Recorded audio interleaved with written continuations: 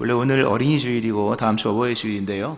우리 하나님께서 우리에게 주시는 특별한 말씀 5, 6월 달에 그 시리즈 설교를 합니다. 그래서 위로부터 오는 능력, 6월 9일이 성령 강림 주일인데 성령 강림 주일을 중심으로 하여서 총 9번에 걸친 그 성령에 대한 설교를 하나님 주셔서 그 말씀을 전합니다. 오늘부터 이제 위로부터 오는 능력이라는 주제 하에 9번의 말씀을 전하고, 그리고 원래 기본 절기, 어린이주일, 어버이주일의 말씀들은 오후 예배에다 설교를 하니까요. 그렇게 참고하셔서 들으시면 되겠습니다. 오늘 위로부터 오는 능력이라는 말씀을 가지고 말씀을 전하는데 큰 은혜가 여러분 가운데 임하기를 주의 이름으로 축원합니다. 아멘. 이 세상에는 여러 힘이 있습니다. 뭐니 해도 일단 돈이 가장 큰 힘이죠. 돈이 있는 사람은 어디 가도 별로 기가 죽지 않죠. 또 사람들이 많이 따르죠. 또 그런가 하면 지식이 곧 힘입니다. 아는 것만큼 확실한 것이 없죠. 돈이야 빼앗길 수 있지만 지식은 빼앗기진 않잖아요. 항상 써먹을 수 있는 나의 것, 완전히 나의 것이기에 지식이 곧 힘인 것 분명합니다. 또 인간관계가 곧 힘이죠. 내가 부족해도 힘센 사람과 잘 관계를 맺고 유지해 나가면 그의 힘이 나의 힘이 될 수 있기에 인간관계가 힘이라는 것은 아주 상식적인 얘기입니다.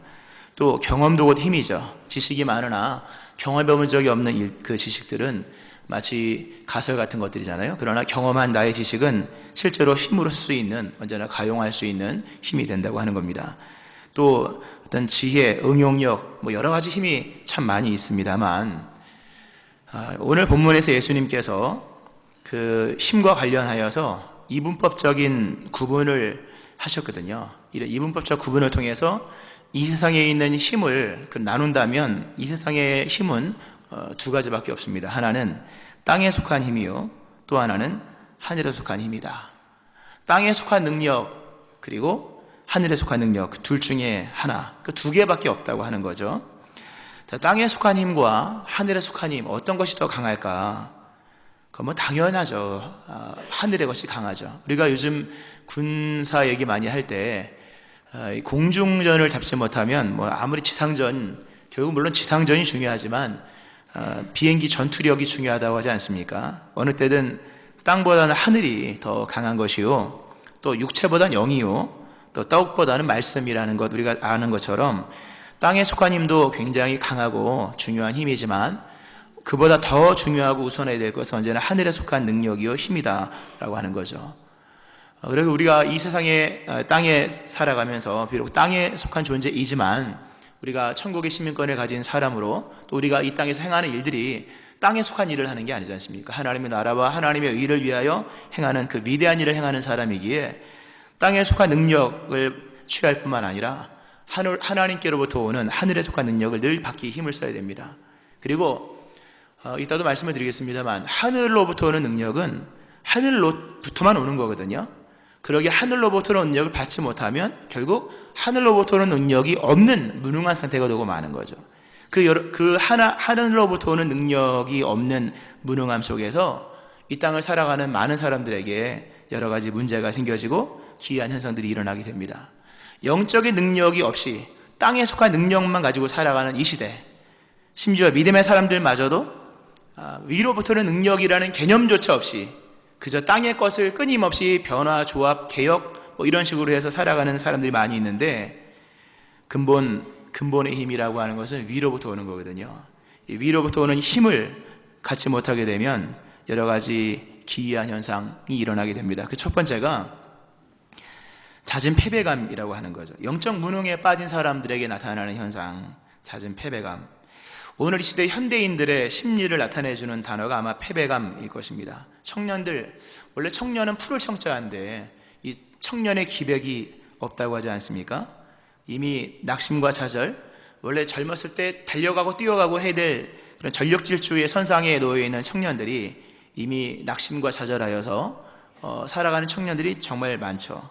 또 사업하시는 분들은 이미 경제 구조를 대기업이 다 이렇게 쥐고 있잖아요. 구조를 쥐고 있다는 것만큼 무서운 게 없지 않습니까? 그러니까 이미 많은 사람들이 눌려 있습니다. 그러니까 대체적으로 사회가 우울하다는 거죠. 활기가 있고 재미있고 인 것도 있겠지만 사회가 우울하고 그런 패배감이 일상화되어 있다고 하는 거죠. 문제는 신앙인의 성도의 삶에도 패배감이 쩌들어 있다는 거죠.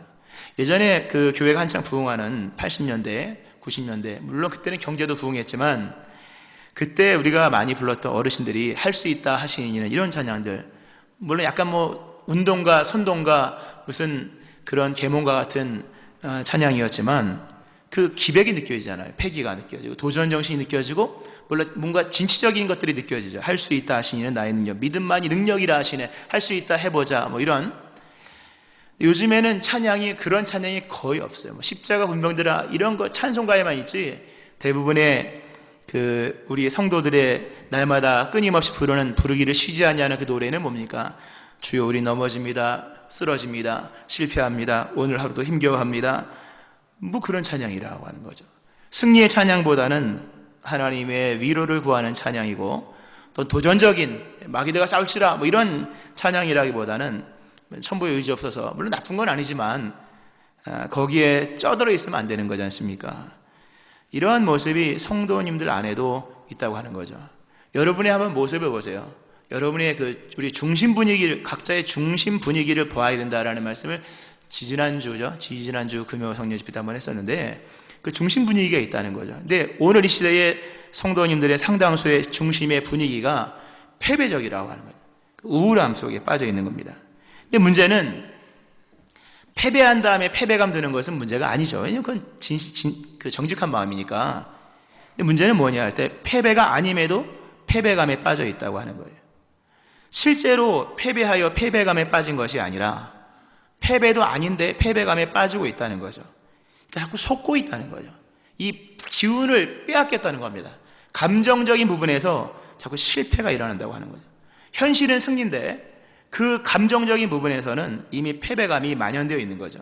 마치 부활하신 예수님의 현장을 목격하고 있는 마리아가 그 부활의 현장, 그 부활의 현실을 보면서도 마음의 슬픔이 가득하여서 그 감정적인 패배 속에서 그 부활의 현실을 승리의 현실로 보는 것이 아니라 패배의 현실로 봤던 것처럼, 그 실제는 승리의 현장인데 그의 눈에는 뭡니까?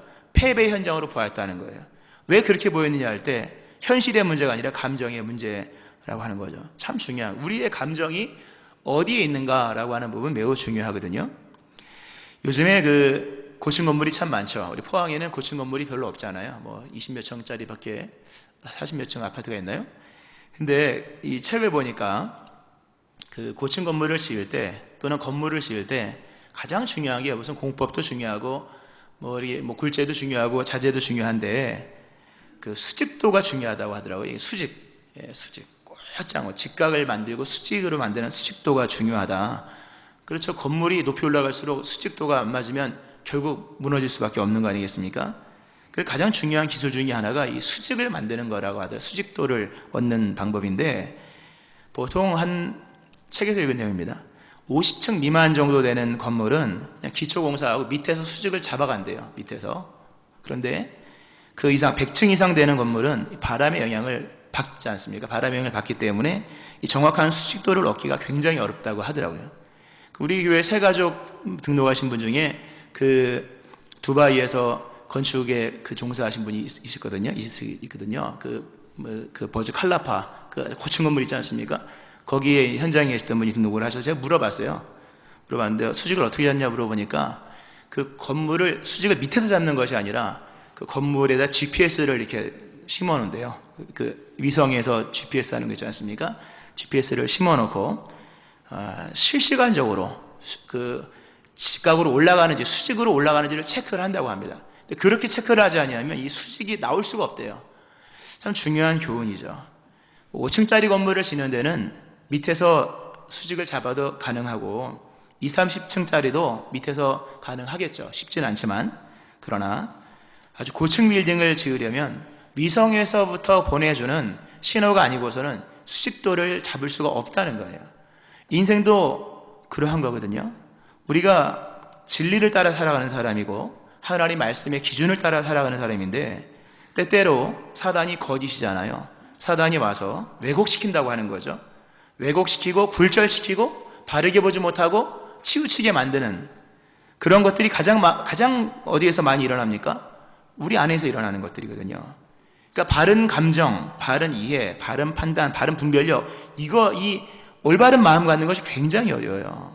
물론 그냥 자기 하고 싶은 대로 하는 사람들은 뭐 이렇게 위성 그 GPS 같은 것이 필요가 없는 거죠. 비유하자면 자기 멋대로 하면 되잖아요. 우리 텔레비전에 보면 남자분들 좋아하시는 나는 자연인이다 있지 않습니까? 그 좋아하는 모든 남자분들의 로망이라면서요. 은퇴하고 나는 자연이다. 다 혼자 살더라고요. 보니까 혼자 살고 보니까 다 표현이 좀 너무 이상합니다만 다 거지같이 살더라고요. 보니까 다 그렇게 살고 뭐 그렇게 살려면은 뭐 옷을 입든 안 입든 뭐 그냥 살고 싶은 대로 살다가 그렇게 끝나면 되는 거지만 우리가 믿음의 사람으로서 진리를 따라 살고 하나님의 나라와 의를 구하고 또 승리라고 하는 거대한 주제에 또 우리가 거대담론이라고 얘기한 하나님의 나라와 의라고 하는 것을 일평생 지향하고 추구하고 따라 살기 위해서는요, 위로부터 오는 그 교신이 있어야 된다고 하는 겁니다. 위로부터 오는 교신, GPS, 위성에서 주는 GPS로만 그 높은 건물의 수직도를 정확히 세워 건물이 안전하게 올라갈 수 있듯이 우리 인생 속에도 작은 일은 자기 멋대로 살아도 아무 상관없습니다. 그러나 큰 일을 이루기 위하여 하나님의 거대 담론, 하나님의 나라 의를 위하여 또 올곧은 하나님의 진리의 말씀을 따라 살기 위해서는요, 날마다 위로부터 주어지는 권능을 입으셔야 됩니다. 위로부터 주시는 하나님의 권능, 위로부터 성령께서 말씀하시는 그 진리 안에 거할 때 우리의 사사로운 감정을 뛰어넘어 현실을 직시하고 승리를 승리로 또는 넘어짐을 넘어짐으로 그렇게 정확한 감정과 이해와 판단과 분별 속에서 살아갈 수 있다고 하는 거죠. 근데 이 위로부터 임하는 능력이 없으면요, 패배가 아닌데 패배감처럼 성취된 것이 아님에도 불구하고 이룬 것처럼 이런 뭔가의 감정적인 오류에 빠지게 될 수 있다고 하는 거죠. 예수님 말씀하시잖아요. 위로부터 능력을 받아야 된다 말씀하시죠. 받기를 축원합니다. 위로부터 임하는 능력이 임하지 않을 때 일어나는 현상 중에 하나가 뭐냐 하면 또 하나의 현상 중에 하나가 다 연관되는 겁니다. 순종하고 싶지가 않아요. 참 무서운 마음이죠. 우리가 기독교를 은혜의 종교라고 말합니다. 그러나 은혜가 은혜되기 위하여서 그 전제가 있는 겁니다. 기독교가 은혜의 종교라, 그리스도 예수의 십자가의 은혜의 종교라고 말하는데 그 뭐가 전제가 됩니까? 인간의 순종과 불순종, 불순종에 대한 대속의 은혜로 말미암아 주어진 은혜지 않습니까? 그러니까 뭐 긴 설명, 비약적 설명을 드리면 기독교는 알고 보면 순종의 종교입니다. 순종의 종교예요. 순종해야 되는 거예요.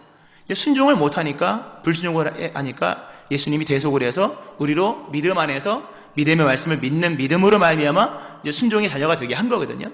그러니까 기독교에서 중요한 것 중에 하나가 뭐냐면 이 말씀을 지켜나가는 거라고 하는 거거든요. 근데 순종의 마음이 들지 않는다고 하는 것은 하나님의 은혜를 안 받겠다는 말과 같은 거예요. 오늘날 많은 사람들이 기독교에 대해서 이해할 때 경전 중심의 종교로 자꾸 치우치는 경향이 굉장히 많습니다. 경전 중심의, 성경 중심의, 물론 성경은 중요하죠. 그러나 예수님 당시의 율법사, 서기관, 바리새인들 다 경전 중심의 종교 이해였거든요. 많이 알면 되는 줄 알아요.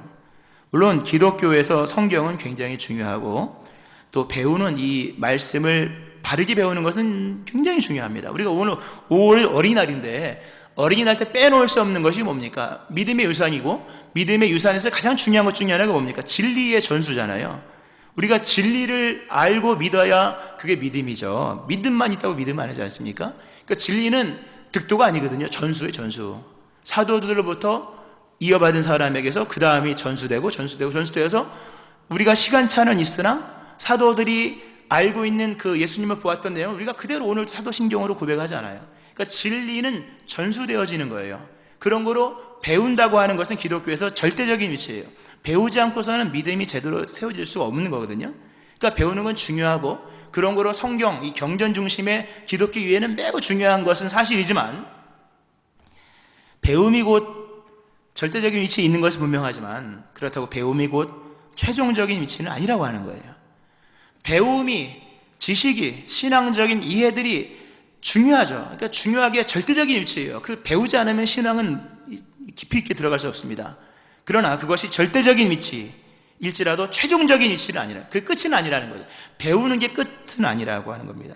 우리가 순종과 불순종을 얘기할 때 몰라서 못 지키는 경우도 있습니다만 몰라서 못 지키는 경우가 아니라 지킬 힘이 없어서 못 지키는 거예요.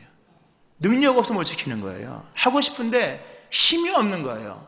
또 더 들어가 볼까요? 진솔한 얘기 해보면 별로 순종하고 싶은 마음이 안 들어요.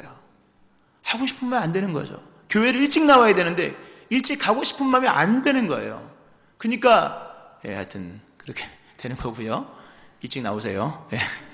그런 거예요. 이게 하고 싶은 마음이 충성, 헌금, 헌신 할 게 얼마나 많습니까? 그러나 몰라서 하는 것이 아니라 하고 싶은 마음이 들지 않는 거죠. 왜 그런가 하면 마음이 다 시들어 버렸기 때문입니다. 마음이 시들어 버렸다. 무기력한 마음이라고 하는 거죠. 여러분, 힘이 있어야 되거든요. 힘과 지식의 만남 속에 역사가 일어나는 거잖아요. 근데 힘이라고 하는 것은 생명력에서 나오는 거예요. 여러분, 사자가 왜 무섭습니까? 살아있기 때문에 무서운 거예요. 죽은 사자는 무섭습니까? 안 무섭습니까? 안 무섭잖아요. 죽은 사자는 무섭지가 않아요. 사자 자체가 무서운 게 아니라 사자에게 있는 생명력이 무서운 거잖아요. 그게 힘이지 않습니까? 성도도 마찬가지예요. 지식이 곧 힘입니까? 지식은 진리 영역이에요. 힘은 뭡니까? 별도 영역인 거죠. 성도에게 생명력이 없으면요, 이미 끝난 거예요. 아무것도 안 하고 싶은 걸요. 교회도, 충성도, 헌신도, 뭐 아무것도 하고 싶은 마음이 들지 않는다. 왜? 그 생명력의 근원이라고 하는 마음이 이미 무기력한 상태에 빠졌기 때문이죠. 잠언 4장 23절에서 말씀하죠. 생명의 근원이 어디서 나오는지 뭐든 지킬 만한 것보다 더욱 너의 마음을 지키라. 생명의 근원이 이 사람이라. 생명의 근원이 어디에 있습니까? 마음에 있는 거예요. 그러니까 마음이 시들어버리고 마음이 기울어버리면 생명력을 상실한 이미 그런 상태가 되어진다는 거죠. 그러니까 그에게 생명력이 없는 상태에 있는 지식과 성경 이해가 마치 죽어가는 사자와 같은 거예요. 아무런 힘을 발휘할 수 없다는 거죠. 이 생명력이 충만해야 돼요. 많은 경우에 이런 마음에 이 하고 싶은 마음이 순종하고 싶은 마음이 들지가 않아요. 그러니까 아무것도 안 하죠. 근데 신기한 거는 그럼에도 불구하고 마음이 편안하다고 하는 거예요. 이게 아주 이게 소위 말해서 망할 징조입니다. 우리 그런 재미있는 얘기 있더라고요. 버리기 직전에 신발이 제일 편하다. 우리 신발 있지 않습니까? 신발을 새로 사면 아주 불편해요. 신발과 발과의 싸움을 하잖아요. 나중에 시간이 지나서 발에 신발이 이제 맞춰지지 않습니까? 그 제일 편할 때가 언제입니까? 버리기 직전에. 무슨 말씀인가 하면 망하기 직전에 가장 큰 편안함이 온다는 거예요. 아무것도 안 하고 순종도 충성도 헌신도 안 하는데 마음이 편안하다. 그러면 곧 멸망이 다가온다는. 물론 우리가 멸망을 당하지는 않죠. 그리스도 예수 은총 가운데 있으나, 그러나 굉장히 안 좋은 상태라고 하는 거죠. 우리가 창세기에 보면 아브라함의 조카 롯이 그 성에서 건진받을 때 롯이 구원의 소식을 듣고 사위들한테 가서 얘기하잖아요. 갔더니 사위들이 뭡니까? 농담으로 여겼다. 장인 어르신의 얘기를 농담으로 여겼고 또 농담하시네 하면서 농담으로 대받아치는. 보세요 여러분, 그 상황에서 여러분 농담이 나옵니까 여러분? 그 상황에서 농담이 나온다는 게 뭡니까? 그게 망조라는 거예요. 우리 마음속에 그러니까 영적 기운이 사라져버리면, 이 성령 위로부터 오는 그 생명력이 사라져버리면 지식은 지식에 불과한 거예요. 아무런 힘이 나오지 않아요. 손 하나 까딱하고 싶지 않아요. 그럼에도 마음은 편안해요. 그러다가 어떻게 됩니까? 이게 사망 임수만 골짜기로 갈 수 있다고 하는 거죠. 깨어있어야 될 줄로 믿으시기 바랍니다. 깨어있어야 돼요. 뿐만 아니라 영적으로 이렇게 성령의 충만함이 결여되고 그것이 장기화되면서 이 승리에 대한 갈망이 사라집니다. 순종도 하고 싶지 않고 이기고 싶은 마음이 들지 않아요. 참 무서운 마음이죠, 여러분. 올림픽에 출전하는 선수에게 가장 중요한 게 뭡니까? 실력은 다 거기잖아요. 나중에 무슨 싸움입니까? 정신력의 싸움이잖아요. 유도를 막 하지 않습니까? 또는 축구를 막 해서 연장전까지 가면 그 다음부터 해설자들이 뭘 얘기합니까? 지금부터는 정신력의 싸움이라 그러잖아요. 승리에 대한 갈망이 없어지면요, 이미 끝난 거예요. 패배감 같은 그런 내용들이라고 하는 거죠. 신앙의 승리가 있어야 될 거 아니겠습니까? 맨날 지면 안 되잖아요. 근데 신앙의 승리가 이건 뭐냐 할 때 뭐 긴 얘기 뭐 있겠습니다만, 신앙의 승리라고 하는 것은 고백하는 능력이에요. 고백하는 능력. 예수가 그리스도이신 것을 고백하는 능력. 예수가 그리스도이심을 고백하면 되는 거예요. 우리가 기도하는 제목 중에 하나가 우리의 삶을 통해서 예수님이 나타나기를 원하는 거잖아요. 그렇죠? 근데 그거는 수동형이나 능동형 둘 다 가능한 거죠. 예수님이 나를 통해서 예수님의 역사를 나타내는 경우도 있고, 또 하나는 뭡니까? 내가 내 입으로 예수님을 증거하면 되는 거예요. 적어도 우리가 내가 할 수 없는 영역은 하나님께 맡겨서, 하나님 내 삶을 통해 하나님 예수님이 나타내고 고백되어지기 원합니다. 기도할 것들이 있겠지만 정말 쉬운 건 뭡니까? 내가 내 입으로 예수가 그리스도이신 것을 내 회사 속에서, 내 가정 속에서, 내 주변에 아는 사람들 속에서 예수가 그리스도이신 것을 전하고 고백하고 가르치고 전도하면 되는 거예요. 이게 승리예요. 사도행전에 나온 여러분 신앙의 승리가 뭔지를 보세요. 사도행전에서 또 반대로 마귀가 사도들에게 가장 위협했던 것이 뭡니까? 예수의 이름으로 말하지도 말고 가르치지도 말라. 이게 중요한 얘기예요, 여러분. 사도행전에서의 승리는 병 고쳐서 일어나는 게 아니에요. 사도행전에서 말하는 성도의 승리는 뭐 유무상통 이런 게 아니에요. 실제로 들어가면요, 뭡니까?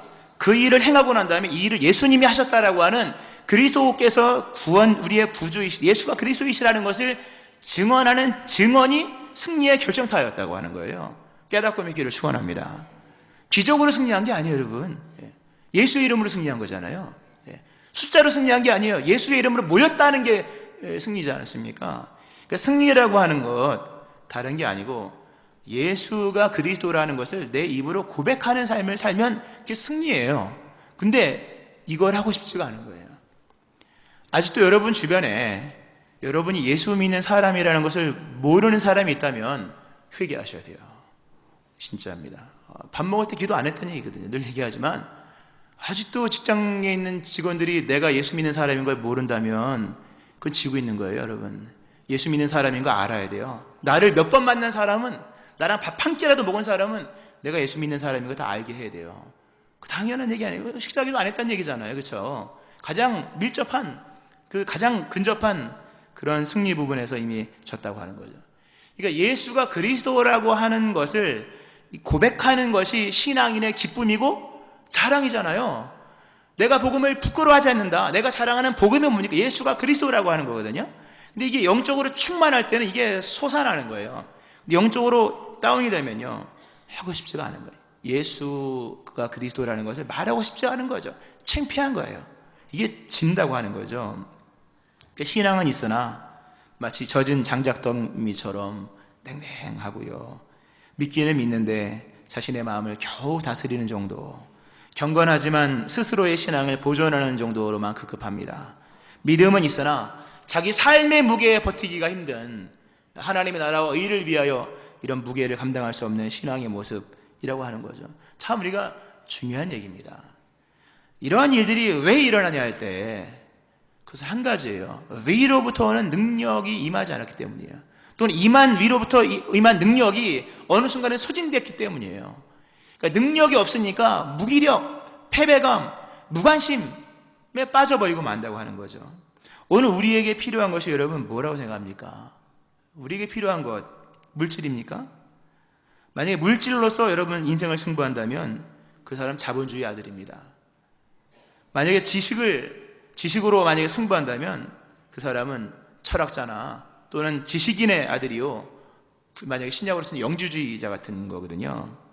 만약에 사람 인맥으로 승부한다면 그 사람 인본주의 아들이에요. 많은 사람을 모아서 한번 해보자. 그 다윗이 그렇게 했다가 야단 맞았죠. 만약에 장비와 기술을 가지고 승부를 둔다면, 물론 이게 중요하지, 장비 같은 것들, 이걸로 승부를 둔다면 과학에 종속된 종교가 되고 말 겁니다.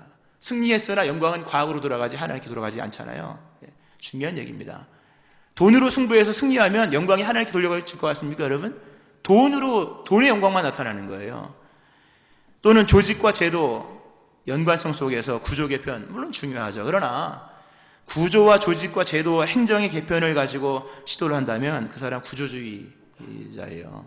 구조주의 아들이라고 하는 거죠. 오늘 우리에게 필요한 것이 무엇인지 아셔야 돼요. 우리에게 필요한 것은 땅에 속한 능력이 아니에요. 이미 우리는 땅에 속한 것들은 많이 가지고 있잖아요. 이 정도면 뭐 충분하죠, 여러분. 그렇지 않습니까? 이 정도면 충분한 거예요. 오늘 우리에게 필요한 것은 더 이상 땅에 속한 능력이 아니라 하나님께로부터 오는, 위로부터 오는 성령, 그 성령의 능력이 필요한 줄로 믿으시기 바랍니다. 성령의 능력이 절대적으로 필요한 거죠.